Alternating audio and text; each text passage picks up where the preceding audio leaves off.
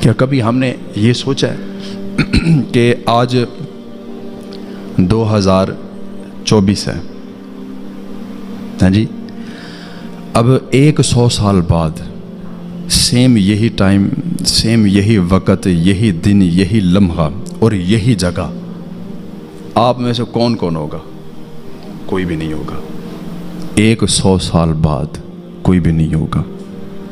یہی جگہ ہوگی، یہی مسجد ہوگی، مالک بھی بدل جائے گا، ملازم بھی بدل جائیں گے، امام بھی بدل جائے گا، حالات بھی بدل جائیں گے۔ ہمیں کس نے پوچھنا ہے؟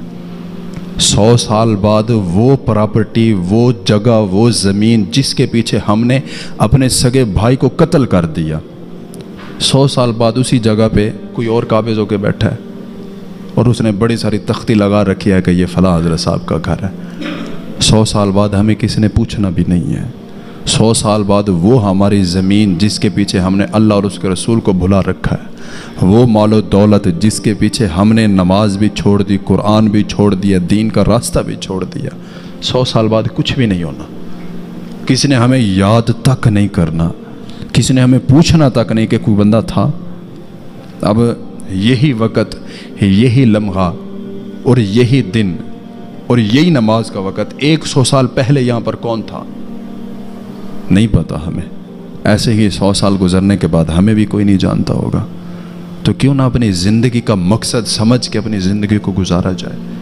گزر تو رہی ہے، وقت گزر رہا ہے، وقت آہستہ آہستہ ہمیں ہماری موت کے قریب کر رہا ہے۔ ہم بڑے نہیں ہو رہے، ہم موت کے قریب ہو رہے ہیں۔ ایک ایک لمحہ، ایک ایک سیکنڈ جو ہے وہ ہمیں ہماری موت کے قریب کر رہا ہے۔ تو کبھی ہم نے سوچا کہ یار پتہ نہیں کون سا وقت ہوگا، ہماری باری آ جائے گی، ہم بھی لائن سے اڑ جائیں گے، کیا خبر کہ اگلا نمبر کس کا ہے؟ تو کیوں نہ پھر اپنی زندگی کا مقصد پہچان کے زندگی گزاری جائے۔ کیوں یہ دھوکہ اور یہ فریب ہے؟ کیوں یہ جھوٹ ہے؟ کیوں ایک دوسرے کے ساتھ لڑائی ہے، منافقت ہے، ایک دوسرے کو کاٹنے کے چکر میں گئے، ایک دوسرے کو پیچھے چھوڑنے کے چکر میں، ایک دوسرے کا نقصان کرنے کے چکر میں کیوں ہے؟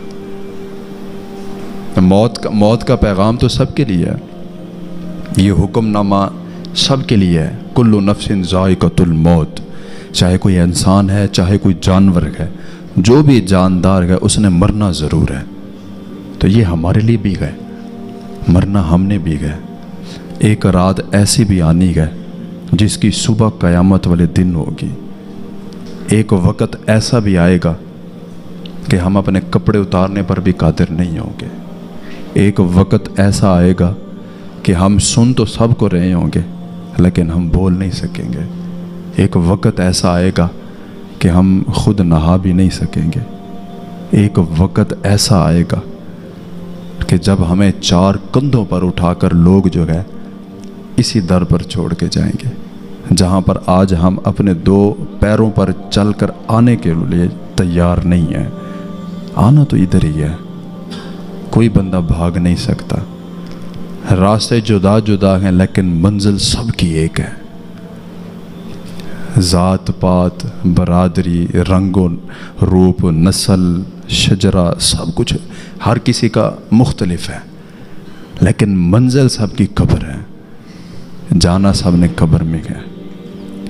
اور یہ مقافات عمل کی چکی جو چل رہی ہے، ہر روز اس میں دانہ دانہ کر کے ایک ایک انسان پستا چلا جا رہا ہے۔ ہر روز کوئی نہ کوئی اس دنیا سے چلا جاتا ہے۔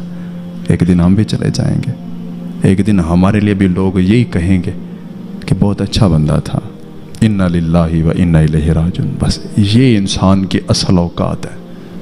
اور ساری زندگی ہم کیا کرتے گئے کہ یار سیٹل ہو جائیں، اپنا کچھ بنا لیں۔